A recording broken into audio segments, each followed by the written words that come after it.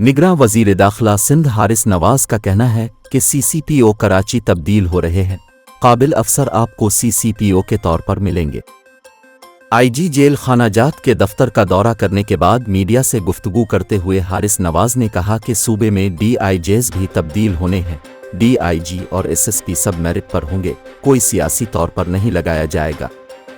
उन्होंने ये भी कहा कि कारकर्दगी देखकर तैनाती की जाएगी। SHO अच्छा होगा तो क्राइम में भी कमी होगी। उनका कहना था कि मेरिट पर कोई समझौता नहीं होगा, मेरिट से हटकर कोई प्रमोट नहीं किया जाएगा। ब्रिगेडियर हारिस नवाज ने कहा कि 1253 अफराद को भर्ती किया जा रहा है।